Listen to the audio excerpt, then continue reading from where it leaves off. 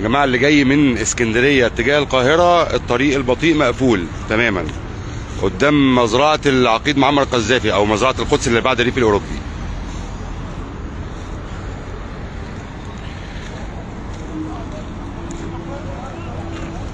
دي نمره العربيه.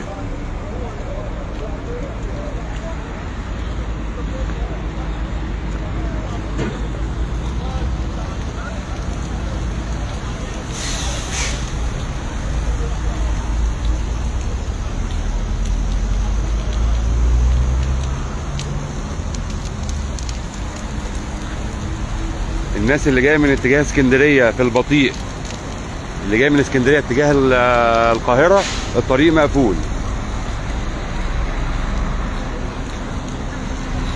الحادثه بالظبط قدام الريف الاوروبي في المدخل من البطيء للسريع.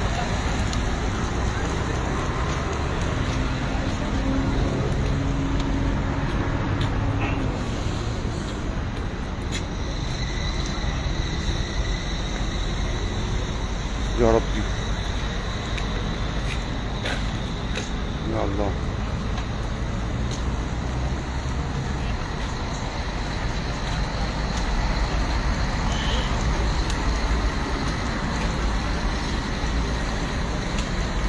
طبعا الناس اللي في العربية اتفحمت تماما.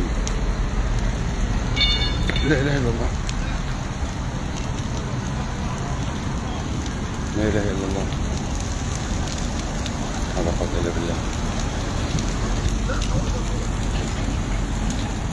حد معطله يا جماعه، في حد بيجرب قدام؟ ما اعرفش، النار واكله الكابينه كلها.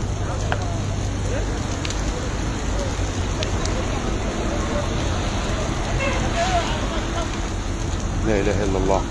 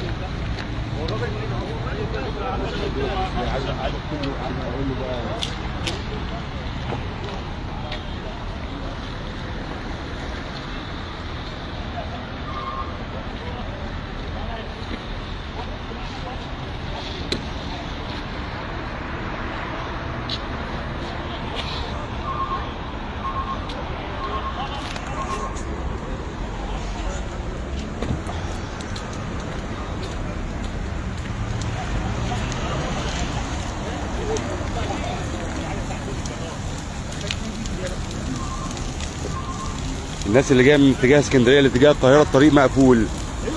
حادثه قدام الريف بعد مدخل الريف الاوروبي، بعد الريف الاوروبي بشويه، قبل هايبر وان وقبل السليمانيه بحوالي كيلو. حول ولا قوه الا بالله.